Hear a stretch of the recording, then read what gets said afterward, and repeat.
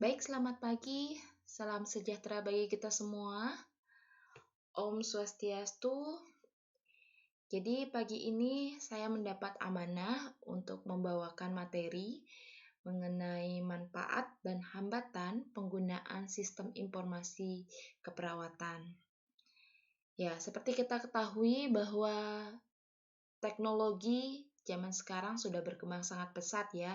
Bahkan saat ini di era pandemi COVID-19 kita sudah melakukan gebrakan yang sangat luar biasa, di mana kita juga melakukan pembelajaran dengan media digital, termasuk sekarang kita masuk pada pemanfaatan sistem manajemen informasi menggunakan OASE. Ya, jadi perkembangan teknologi ini tidak hanya berkembang pada dunia pendidikan, pada dunia perekonomian, pada dunia perbankan, namun juga sudah merambah pada sektor kesehatan. Dan salah satunya adalah sistem informasi keperawatan. Oke, ini hanya proses review saja ya mengenai sistem informasi yang sudah diberikan lecture sebelumnya. Jadi, sistem informasi itu sendiri adalah pemanfaatan dari hardware dan software untuk memproses data yang kita miliki sehingga menjadi informasi yang bermakna yang kedepannya bisa kita manfaatkan, kita bisa tabulasi, kemudian kita bisa analisis, kita juga bisa melakukan evaluasi terhadap data-data yang kita miliki. Dalam sistem informasi, salah satunya itu sistem informasi kesehatan, termasuk di dalamnya sistem informasi rumah sakit dan sistem informasi keperawatan. Itu merupakan suatu kumpulan sistem yang berfungsi untuk mendukung dan meningkatkan pelayanan kesehatan dapat lebih optimal. Nah, ini tipe dari sistem informasinya. Secara umum ada dua tipe dari sistem informasi. Sistem informasi secara klinikal dan sistem informasi administratif. Di mana kedua dari tipe sistem ini goal utamanya adalah data exchange. Artinya ada data yang dilakukan transfer sehingga terjadi penggabungan ketika data tersebut dipanggil di sistem yang lain itu bisa diperoleh. Jadi ada pertukaran informasi data di sana. Kemudian kedua-duanya ini dari baik itu clinical information system maupun administrative system itu secara secara sistemnya itu dapat berdiri sendiri. Jadi bisa berdiri sendiri di unitnya masing-masing. Nah, untuk clinical information system dia secara langsung mendukung dari pemberian pelayanan, sementara administrative system itu tidak secara langsung memberikan support atau mendukung dari pemberian pelayanan pada pasien. Nah, ini dibagi lagi ya untuk clinical information system. Itu ada banyak sekali sistem atau unit-unit sistem pendukung di dalamnya, ada yang nursing, multidisciplinary, kemudian monitoring, laboratory, farmasi, radiologi, dan emergency department, dan itu dibentuk sistem-sistem masing-masing di mana di masing-masing unit ini sistem itu bergerak sehingga misalnya unit nursing itu akan akan bisa kita sinkronkan dengan radiologi. Kemudian nursing dengan radiologi, sistem yang ada di nursing dengan radiologi saling bertukar informasi seperti itu. Kemudian yang untuk sistem administrasi itu bisa dibentuk sistem client management, kemudian sistem finansial, sistem payroll untuk pembayaran, kemudian sistem untuk human resource-nya, bagaimana pengelolaan SDM-nya, kemudian bagaimana kita mengontrol quality insurance-nya dari pelayanan, kemudian sistem untuk risk management system, kemudian material management-nya juga bisa diatur dalam administrative system. Nah, ini sistem informasi keperawatan yang secara umum bisa disimpulkan bahwa sistem informasi keperawatan itu sangat berkaitan erat dengan legalitas untuk memperoleh dan mengumpulkan data, informasi, pengetahuan tentang standar dokumentasi, kemudian komunikasi, mendukung proses pengambilan keputusan, mengembangkan dan mendiseminasikan pengetahuan baru, sehingga dari semua proses itu mampu meningkatkan kualitas, efektivitas, efisiensi dari asuhan keperawatan dan memberdayakan pasien untuk memilih asuhan kesehatan yang diinginkan, sehingga pemberian asuhan keperawatan bisa berjalan secara optimal.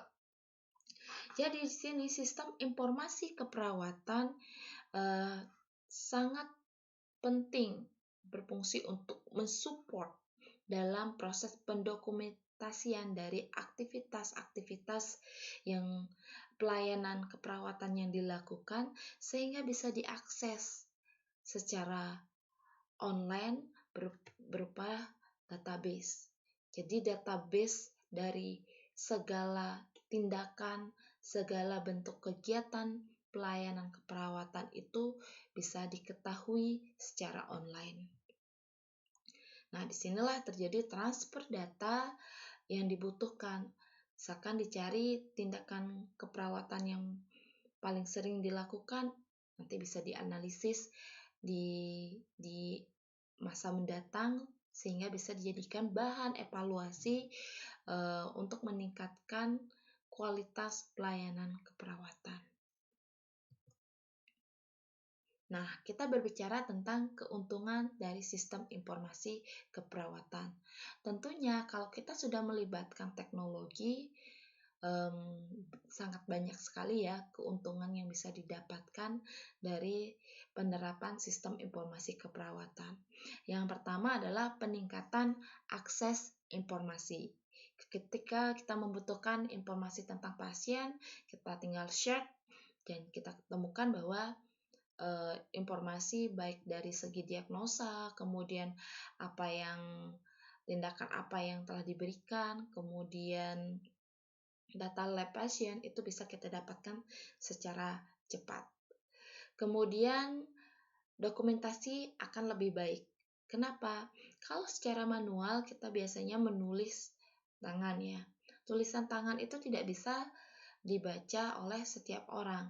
Sehingga dengan adanya sistem informasi keperawatan, kita bisa input dengan ketikan sehingga proses dokumentasinya itu akan lebih baik, lebih clear dan lebih jelas dan bisa dipahami oleh setiap orang. Kemudian dengan keuntungan yang lainnya adalah peningkatan kualitas perawatan. Yang dimaksud dengan peningkatan kualitas perawatan di sini adalah dengan adanya sistem tadi, maka beban pekerjaan perawat tidak melulu di dalam proses pendokumentasian saja. Sehingga perawat mampu memberikan pelayanan keperawatan yang lebih baik karena perawat lebih banyak waktunya dengan pasien. Keuntungan selanjutnya adalah peningkatan produktivitas dan komunikasi. Tentu saja kalau misalkan bekerja di dalam rumah sakit yang cukup besar, di sana ada dokter yang bekerja, kemudian ahli gizi, laboratorium, kemudian pemeriksaan penunjang. Kalau ini diwadahi dalam suatu sistem informasi, aksesnya akan lebih mudah. Proses komunikasinya juga akan lebih mudah. Karena dengan men-search datanya atau dengan proses mencari database-nya di dalam sistem informasi komputer yang kita miliki, kita sudah dalam waktu sekian detik mendapatkan seluruh informasi dari yang kita inginkan, seluruh informasi pasien, baik itu diagnosa sampai tindakan-tindakan yang dilakukan dalam proses perawatan pasien. Nah, keuntungan selanjutnya lagi adalah kemampuan pelacakan. Kalau kita ingin mencari data dokternya, data pasiennya, atau data laboratoriumnya, kita tinggal masukkan nomor rekam medisnya, kita langsung bisa dapatkan informasi yang kita inginkan. Dan yang terakhir itu meningkatkan kepatuhan peraturan. Tentunya kalau misalkan di dalam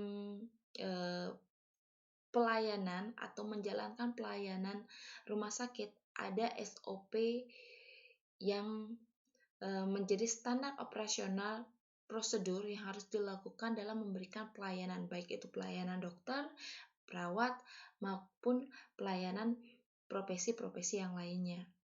Nah, dengan adanya sistem informasi keperawatan, tentunya meningkatkan kepatuhan terhadap peraturan dan SOP ataupun kebijakan yang diterapkan oleh rumah sakit.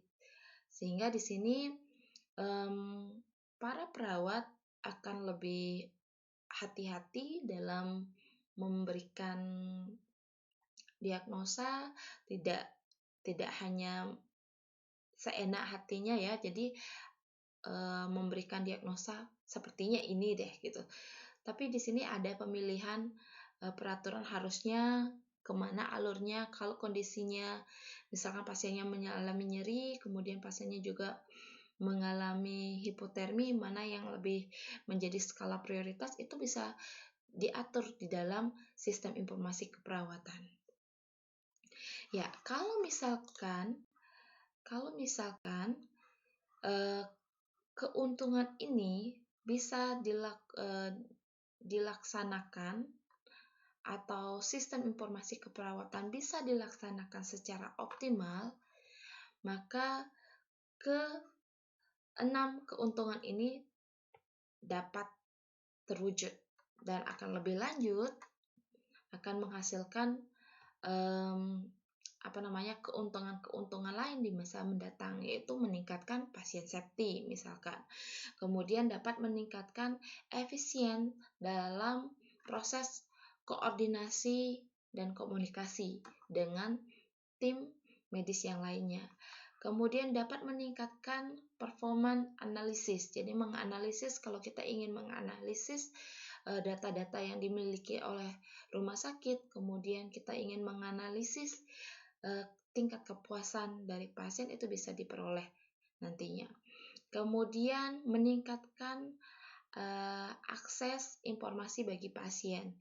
Pasien tidak harus datang ke rumah sakit setiap saat untuk mendapatkan informasi, tapi bisa mengakses di mana saja dia dapat memperoleh data yang seharusnya dia dapatkan. Misalkan data, terutama data laboratorium, tidak harus datang ke rumah sakit untuk mengambil data labnya, tapi bisa diakses dari rumah atau dari tempat kerjanya.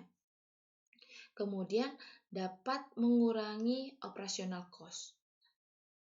Ya, ini tentunya menjadi gebrakan tersendiri ya bagi rumah sakit ketika operational cost-nya dikurangi, maka keuntungan dari rumah sakit akan lebih meningkat dan tentunya mungkin akan mengalir ke salary atau upah dari gaji-gaji para tim medisnya. Ya, kenapa ini keuntungan ini bisa kita peroleh? Salah satunya adalah manfaat dari penggunaan sistem informasi keperawatan. Bagaimana caranya? Pertama, kita akan mampu menghemat biaya dari penggunaan kertas untuk pencatatan. Bisa dibayangkan ketika kita melakukan proses dokumentasi maupun proses penegakan diagnosa, kita menggunakan masing-masing pasien itu memiliki kertas yang tersendiri ya, pencatatan tersendiri. Kemudian nanti hasil laboratoriumnya tersendiri, misalkan pasiennya dilakukan pemeriksaan laboratorium lebih dari 5 kali, maka berarti ada 5 kertas tambahan yang harus ditambahkan pada rekam medis pasien. Tentunya ini ketika ada sistem informasi keperawatan ataupun sistem informasi pada kesehatan, itu akan bisa diakses dengan mudah melalui komputer. Sehingga di sini terjadi penghematan yang luar biasa terhadap penggunaan dari kertas. Kemudian kita mampu menghemat ruangan penyimpanan arsip tentunya. Ya, rekam medisnya tipis, jadi bisa disimpan dalam beberapa lemari. Tidak perlu menyediakan ruangan yang cukup besar dengan lemari yang sangat banyak untuk menyimpan arsip. Jadi cukup dengan hard disk itu kita bisa simpan kalau misalkan sistem informasinya ini berjalan. Kemudian penyimpanan data pasien itu akan lebih lama dan lebih aman juga. Kalau misalkan ada kebakaran, tentunya data-data kalau berupa kertas itu akan gampang sekali hangus ya. Tapi kalau misalkan data berupa komputer tidak, paling kena ke format ya, itu akan berbahaya sekali. Tapi kita bisa melakukan pencegahan untuk menyimpan data pasien lebih aman. Kemudian pendokumentasian keperawatan mendukung otonomi yang dapat dipertanggungjawabkan. Jadi legal, etiknya bisa dipertanggungjawabkan ketika ada pasien yang bermasalah, kemudian kita gugat, perawatnya digugat, itu bisa kita akses sehingga bisa melindungi baik dari pasien maupun dari perawatnya itu sendiri. Kemudian membantu dalam pencarian informasi yang cepat. Nah, ini akan menjadikan segala sesuatunya menjadi hemat uang, hemat biaya, dan hemat dari segi waktu. Ketika kita mencari informasi yang benar-benar kita butuhkan, dengan sekali akses itu bisa memperoleh data-data yang kita perlukan. Kemudian meningkatkan produktivitas kerja. Ya, sangat membantu sekali ketika prosesnya dipermudah dengan sistem informasi. Perawat-perawat bisa bekerja lebih optimal, bisa lebih kritis, bisa memberikan advokasi pada pasien lebih banyak, kemudian bisa berdiskusi dengan pasien dan keluarga terkait dengan asuhan keperawatannya itu lebih optimal. Dan yang manfaat selanjutnya adalah mengurangi kesalahan dalam menginterpretasikan pencatatan. Ya, terutama dari segi hal penulisan ya. Tadi saya sempat sebutkan bahwa tidak semua orang bisa membaca tulisan orang lain. Dan dengan sistem informasi ini, tulisannya bisa lebih jelas untuk dibaca. Kemudian kalau misalkan pendataannya menggunakan sistem komputerisasi, mungkin di sana tinggal dicentang aja ya, jadi tidak perlu mengetik, apalagi kalau misalkan ada dinas malamnya, konsentrasi menurun, di sana biasanya terjadi human error. Ya, kemudian manfaat yang lainnya adalah membantu monitor angka kredit dari kinerja perawat. Kita sudah tahu bahwa ketika seorang perawat ingin dinilai atau dievaluasi, tentunya dia harus memenuhi angka kredit untuk baik itu untuk naik pangkat. Jadi kita bisa mengakses secara langsung dari sistem informasi ini. Kemudian manfaat yang lainnya bisa membantu menentukan jadwal dinas dari perawat itu sendiri, sehingga tidak perlu manual lagi, tidak dari kepala ruangannya juga bisa langsung memonitoring siapa yang harusnya di shift malam, siapa yang harusnya di shift pagi, itu bisa diketahui oleh supervisornya atau kepala ruangan. Oke, ini keuntungan utama dari sistem dokumentasinya jika berbasis komputer. Pertama, tentu akan ada standarisasi. Standarisasi ini, jadi dalam dunia keperawatan itu ada proses mendiagnosa. Kita tahu semua bahwa proses diagnosis menjadikan asuhan keperawatan itu menjadi optimal ketika kita benar melakukan proses diagnosa atau menentukan prioritas diagnosa dari pasien. Ya, Jadi, ketika menggunakan dokumentasi berbasis komputer, tentunya di sini ada standar yang harus diberlakukan. Jadi, perawat tidak semena-mena menentukan diagnosis pasiennya itu seingatnya ya, oh ini kayaknya nyeri gitu. Jadi sudah ada panduan khusus yang diberikan sehingga pelayanan asuhan keperawatan menjadi standar di masing-masing ruangan. Kemudian kemudahan dalam mengakses dari data dokumentasinya. Ini data dokumentasinya ini mungkin bisa dijadikan bahan evaluasi juga bagi profesi dokter dalam memberikan terapi medis ataupun petugas gizi dalam memberikan diet untuk pasiennya. Kemudian kualitas. Nah, dari segi kualitas tentunya akan meningkat.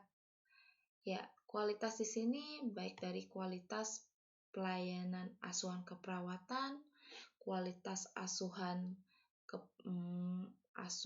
dari profesi yang lainnya, baik itu dokter, baik itu farmasi maupun tim medis yang lainnya. Nah, kenapa sih pengembangan dari sistem informasi keperawatan ini sangat-sangat penting untuk dilakukan?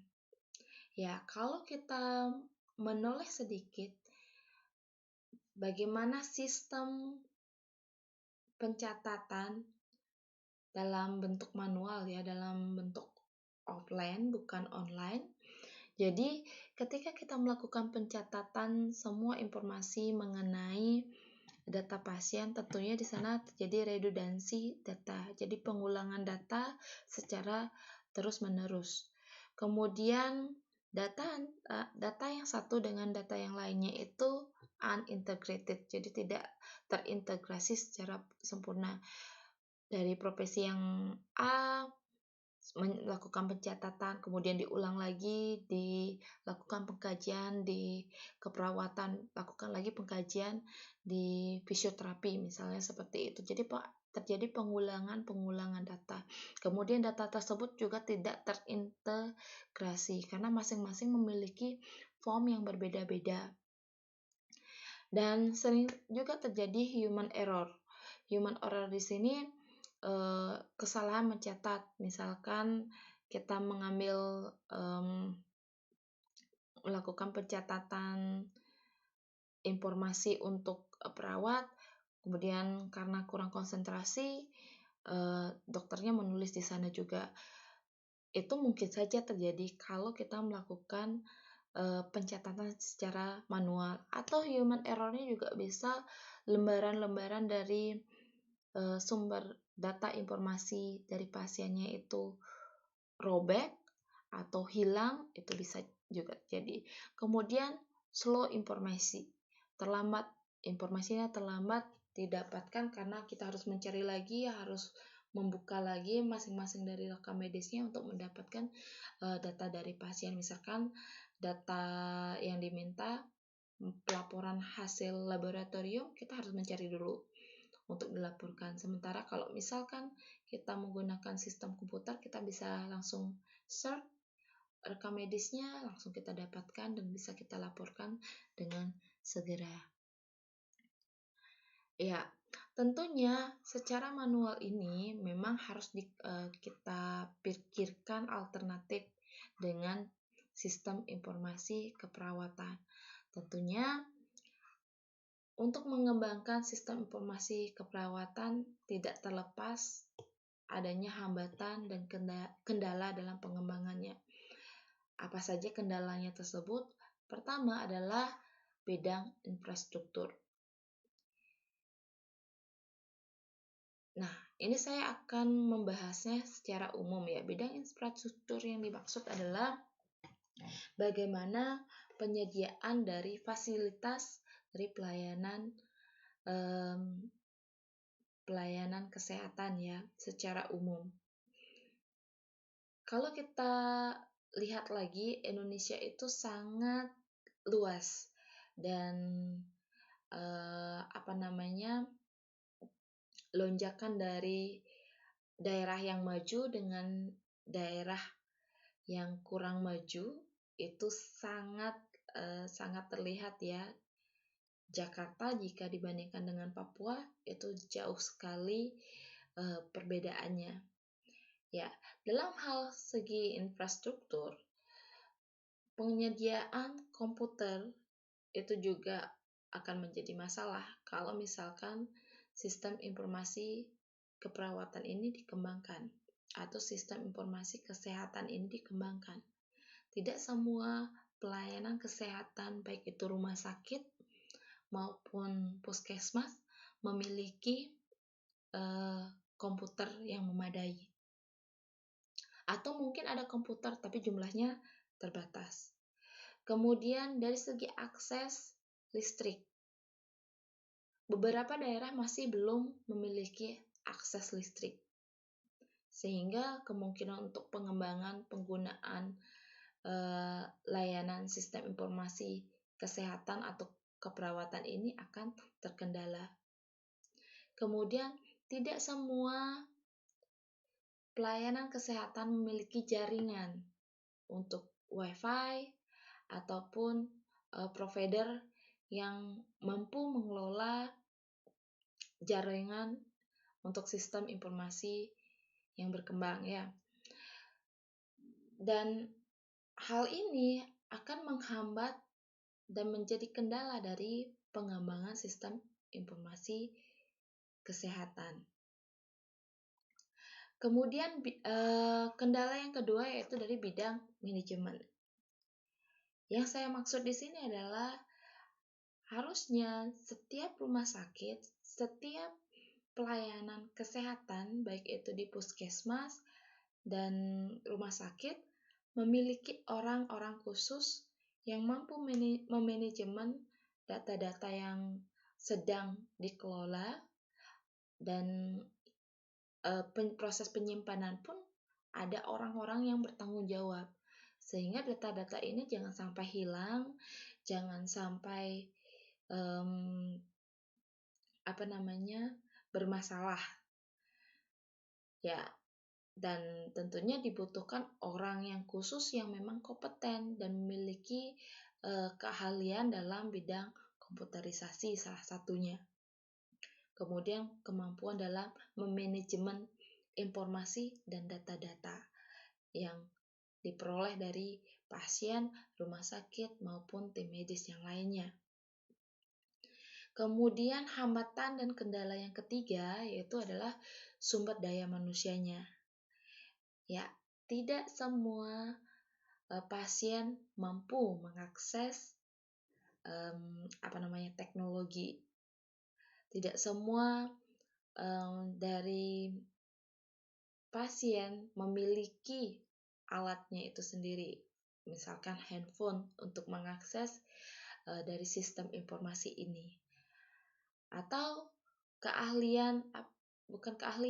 atau dari segi pengetahuan mereka tidak tahu bagaimana cara menggunakannya, sehingga itu menjadi hambatan dan kendala yang luar biasa dalam pengembangan sistem informasi kesehatan ini.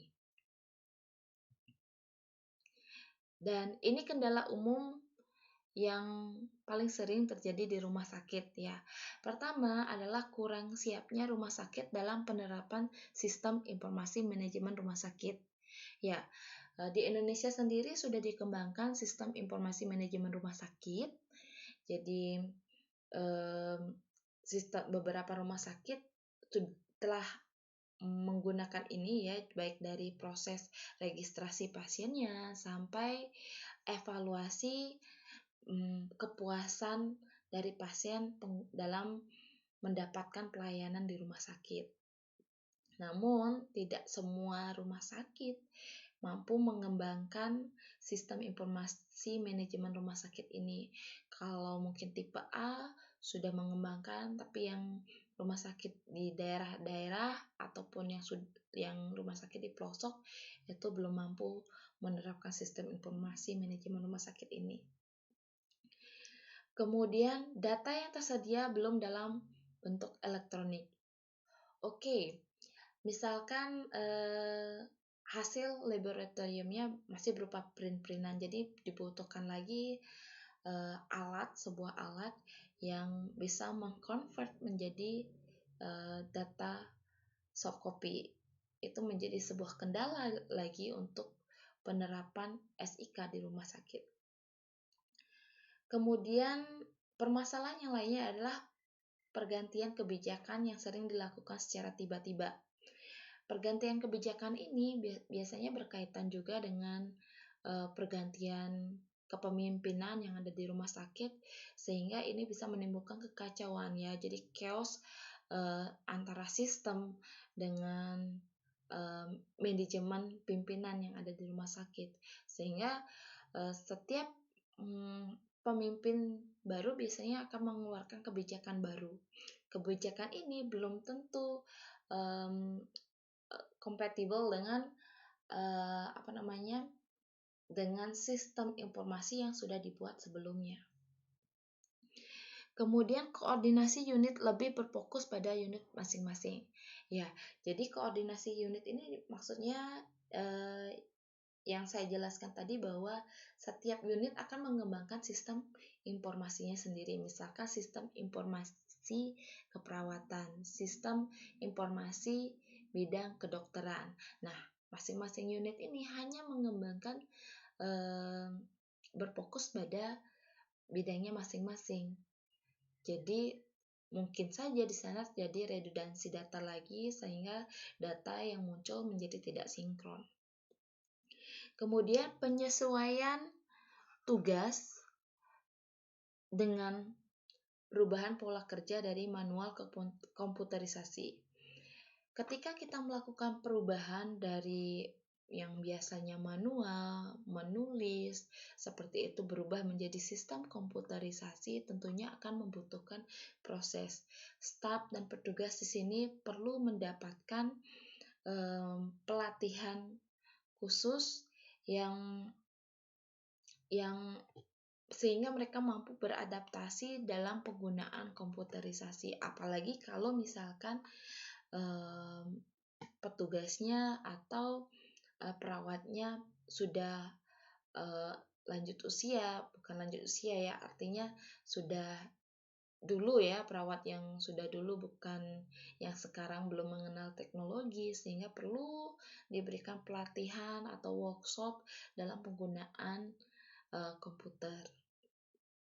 Kemudian pemahaman SDM yang belum merata. Di sini terkait dengan jenjang dari pendidikan dari masing-masing unit ya, baik itu dokternya, baik itu perawatnya, yang jenjang pendidikannya masih bervariasi, tentunya akan terjadi perbedaan pemahaman pada personalnya masing-masing. Jadi penerapan dan penyempurnaan sistem informasi perawatan kesehatan akan terus didorong oleh tuntutan keselamatan, kualitas, efisiensi, retensi, dan retensi dari tenaga kerja. Artinya di sini bahwa memang akan ada selalu kendala dalam penerapan sistem informasi keperawatan di rumah sakit. Namun, sistem informasi ini akan terus dituntut untuk berkembang karena adanya permintaan peningkatan dari patient safety. Kemudian peningkatan pelayanan dan kualitas dari asuhan keperawatan. Kemudian peningkatan dari maksud saya adalah efisiensi dari segi waktu, kemudian untuk pengurangan biaya yang ditimbulkan dari pemberian asuhan keperawatan yang pada pasien, kemudian tuntutan dari retensi tenaga kerja yang merasa mungkin pekerjaannya terlalu terlalu overload, sehingga dibutuhkan sebuah sistem yang mampu mengelola ini semua sehingga proses pemberian asuhan keperawatan dapat berjalan dengan baik. Ya, tentunya kalau kita melihat dari segi kerugian dari sistem informasi ini, tentunya pasti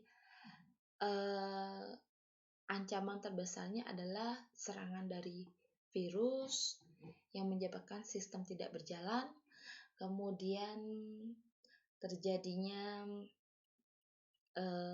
mati listrik sehingga sistem juga tidak berjalan ketika kita ingin mengakses, jadi permasalahan besar juga gitu. Kemudian ada lagi yang lainnya mungkin database yang harus disiapkan, space memorinya harus juga besar sehingga bisa mengakomodir semua sistem-sistem yang bergerak. Jadi sistem di sini seperti circle ya, satu sama lain tidak bisa terlepas sehingga semua informasi itu harus direkod dengan baik. Ya, jadi ini referensinya yang saya gunakan, saya juga sudah sertakan di dalam Oase. Silakan dibuka folder suplemen, kalian bisa membacanya di sana, benefit, keuntungan dan kerugiannya, kemudian penggunaan sistem informasi keperawatan. Di sana juga saya sertakan beberapa jurnal bahasa Indonesia dan informasi dari sebuah buku tentang Informatic for Nurses and Healthcare Professional. Itu juga sangat menarik ya materinya, jadi kalian bisa baca lebih lanjut di sana. Dan untuk saat ini mungkin itu informasi yang bisa saya berikan. Mudah-mudahan informasi tadi bisa bermanfaat dan saya akan buka sesi diskusi pada kolom komentar. Silakan kalian bertanya, mengajukan pertanyaan atau boleh mempost sesuatu untuk bahan diskusi terkait dengan manfaat dan hambatan penerapan sistem informasi keperawatan. Ya, yang terakhir adalah saya ingin mengingatkan pada kalian semua untuk tetap menggunakan masker secara tepat. Jangan hanya mulutnya aja yang ditutup, tapi juga hidungnya ya. Kemudian tetap mematuhi protokol kesehatan. Seperti kita ketahui sekarang, data paling terakhir, yaitu data kemarin, Bali menduduki peringkat tertinggi secara nasional jumlah pasien COVID terbanyak ya, dan hampir penuh juga rumah sakit rujukan untuk COVID-nya. Jadi saya tetap harapkan pada adik-adik semua untuk tetap mematuhi protokol kesehatan, tetap menggunakan masker, kemudian jaga jarak, dan cuci tangan yang benar ya. Sekian informasi yang bisa saya berikan, mudah-mudahan bisa dimanfaatkan, kemudian bisa dipahami juga apa yang saya sampaikan.